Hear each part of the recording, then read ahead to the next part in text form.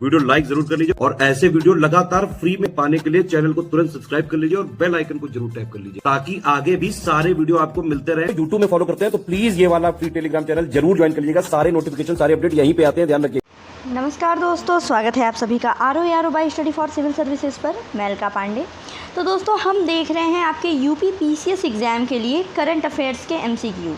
ये जो वीडियो है ये आपके एग्ज़ाम में बहुत ज़्यादा काम आने वाला है। तो चलिए कंटिन्यू करते हैं। दिया गया है कि दुनिया भर में अंतर्राष्ट्रीय परिवार दिवस किस दिन मनाया जाता है। ठीक है, इंटरनेशनल डे ऑफ फैमिलीज़ के बारे में पूछा गया है। ऑप्शन में है 15 मई, 20 मई, 23 मई या फिर 27 मई। तो इसका देखिए राइट आंसर है 15 मई। जो इंटरनेशनल डे ऑफ फैमिलीज़ या फिर अंतर्राष्ट्रीय परिवार दिवस है ये 15 मई को बनाया जाता है। फिर आगे बढ़ते हैं। 15 से 26 मई 2025 तक सरस्वती पुष्करलू कुंभ किस राज्य में आयोजित किया गया। आंध्र प्रदेश में, महाराष्ट्र में, गुजरात में या फिर तेलंगाना में। तो इसका राइट आंसर क्या होगा? इसका राइट आंसर है तेलंगाना। याद रखिएगा, सरस्वती पुष्करलू कुंभ ये मनाया गया तेलंगाना में। फिर अगला सवाल है, हाल ही में किस देश में सीमेंट उद्योग के लिए अकादमिक उद्योग सहयोग में CCU टेस्ट बेड का पहला क्लस्टर लॉन्च किया। चीन, भारत, जापान या फिर ऑस्ट्रेलिया। तो इसका राइट आंसर क्या है? इसका राइट आंसर है दोस्तों भारत। आगे बढ़ते हैं। अगला सवाल, हाल ही में किस संस्थान ने समुद्री जल विलवणीकरण के लिए स्वदेशी नैनोपोरस मल्टीलेयर्ड पॉलीमेरिक झिल्ली विकसित की है। ऑप्शन में दिया है DRDO, ISRO, Bharat heavy electricals limited या फिर भारत डायनेमिक्स। तो राइट आंसर क्या होगा? राइट आंसर है DRDO। DRDO ने ये पॉलीमेरिक झिल्ली का विकास किया है। आगे, हाल ही में LR श्रीहरि 86वें भारतीय शतरंज ग्रैंड मास्टर बने हैं। तो जो श्रीहरि हैं ये किस राज्य से संबंधित हैं? कर्नाटक, महाराष्ट्र, गुजरात या तमिलनाडु। तो ये संबंधित हैं तमिलनाडु से, याद रखिएगा।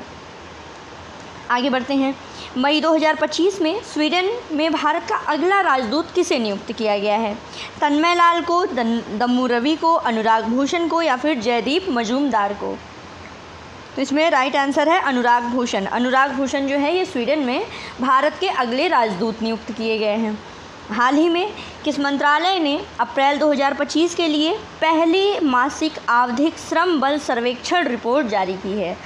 ठीक, सांख्यिकी व कार्यक्रम कार्यान्वयन मंत्रालय, वित्त मंत्रालय, ग्रामीण विकास मंत्रालय या फिर माइक्रो, लघु और मध्यम उद्यम मंत्रालय। तो राइट आंसर क्या होगा? राइट आंसर है यहाँ पे सांख्यिकी एवं कार्यक्रम कार्यान्वयन मंत्रालय। सांख्यिकी एवं कार्यक्रम कार्यान्वयन मंत्रालय। ठीक है, ये देखिए पहली मासिक आवधिक श्रम बल सर्वेक्षण रिपोर्ट है, यानी PLFS रिपोर्ट। आगे बढ़ते हैं।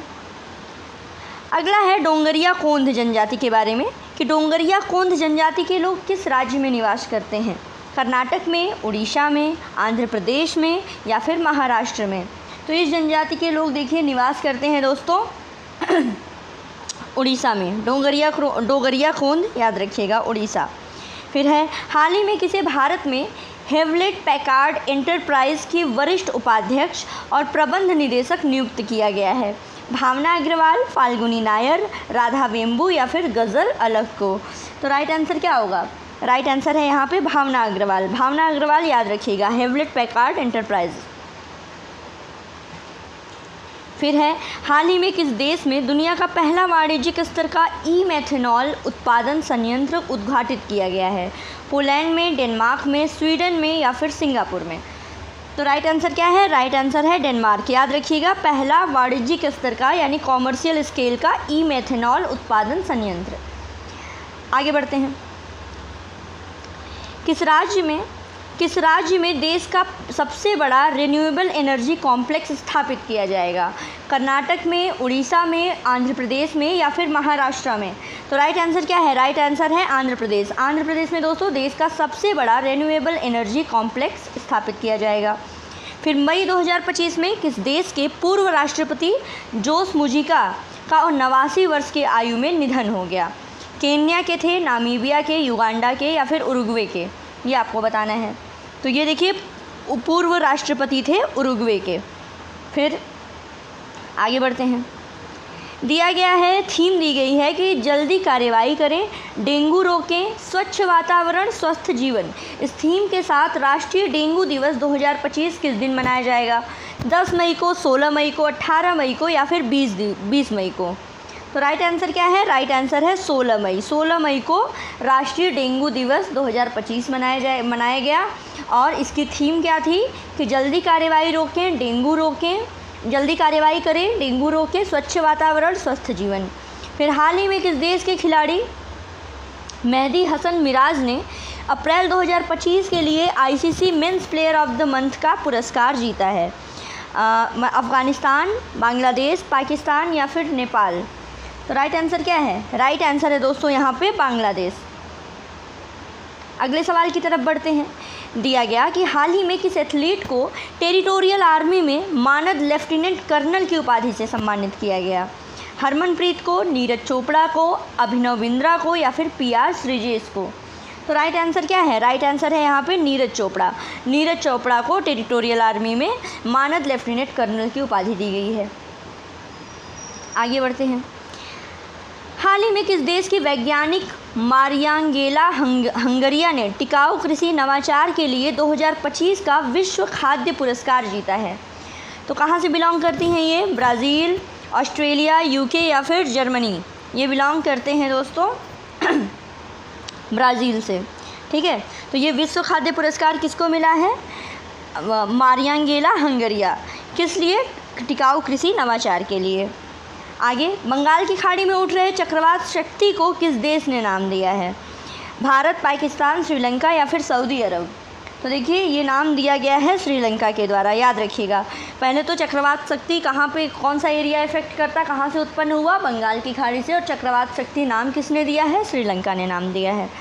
ठीक, अब आगे बढ़ते हैं अगले सवाल की तरफ।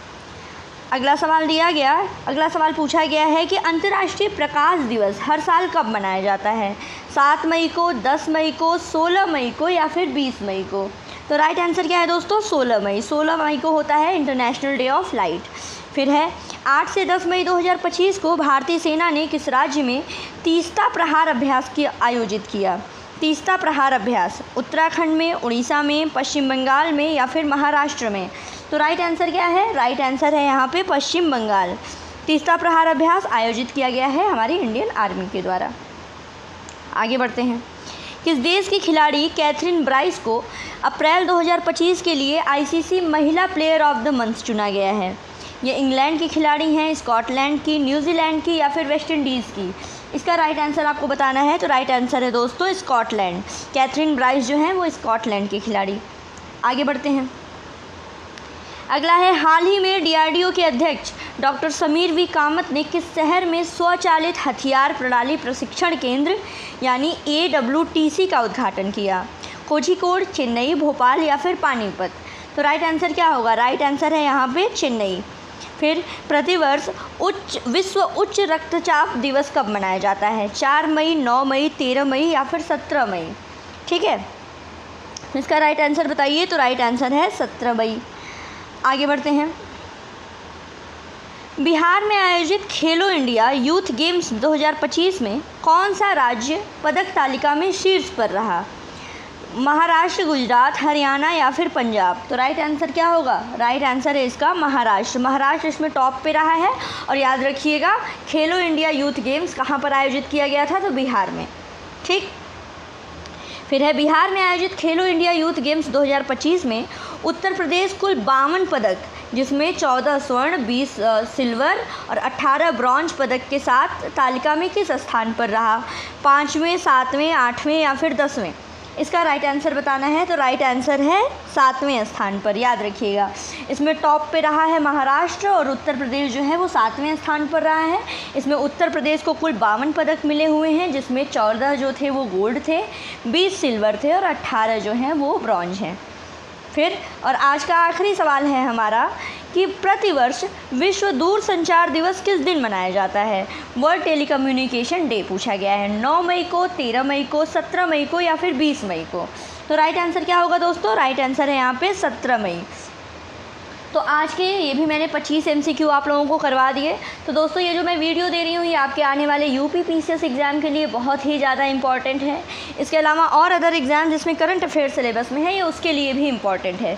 अच्छे MCQs दिए गए हैं। साथ ही साथ अगर आपको कोई भी पेड ग्रुप लेना हो, वो यूपी का हो, आपके आरओ के मेंस का हो या फिर नेक्स्ट 2026 वाले आरओ के प्री का हो, अदर एग्ज़ाम जैसे आपका बीईओ हो गया, एलटी ग्रेड है, साथ में एसआई का एग्ज़ाम है, तो इन सभी के लिए आप ये दिए गए नंबर पे कांटेक्ट कर सकते हैं।